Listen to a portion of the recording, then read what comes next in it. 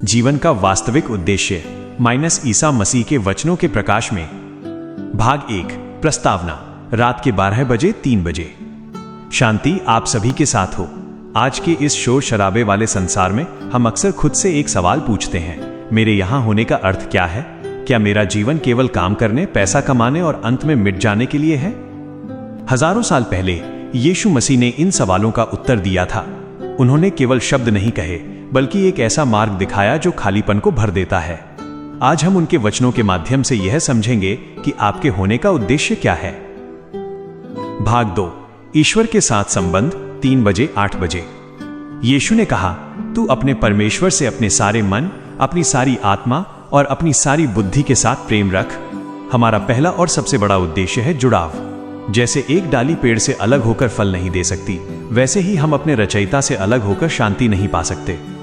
उद्देश्य, अपने भीतर उस परमपिता की उपस्थिति को महसूस करना। जब आप प्रार्थना करते हैं तो आप केवल मांग नहीं रहे होते, बल्कि आप उस अनंत प्रेम से जुड़ रहे होते हैं जो आपके अस्तित्व का आधार है। भाग 3, निस्वार्थ प्रेम और सेवा। 8 बजे दोपहर के 1 बजे। यीशु का दूसरा सबसे महत्वपूर्ण वचन था, अपने पड़ोसी से अपने समान प्रेम रख। जीवन का उद्देश्य केवल स्वयं तक सीमित नहीं है। यीशु ने दिखाया कि महानता सेवा में है। सीख, यदि आपने किसी भूखे को खाना खिलाया, किसी दुखी को सांत्वना दी या किसी अनजान की निस्वार्थ मदद की, तो आपने अपने जीवन के एक बड़े उद्देश्य को पूरा किया। याद रखें, ईश्वर हमारे बैंक बैलेंस को नहीं, बल्कि हमारे द्वारा फैलाए गए प्रेम को देखता है। भाग 4, क्षमा और आंतरिक शुद्धि। दोपहर के 1 बजे, शाम के 5 बजे। दृश्य, मोमबत्ती की लौ या गिरते हुए सूखे पत्ते। अक्सर हमारे जीवन का उद्देश्य नफरत और कड़वाहट के नीचे दब जाता है। यीशु ने क्रूस पर से भी कहा, हे पिता, इन्हें क्षमा कर।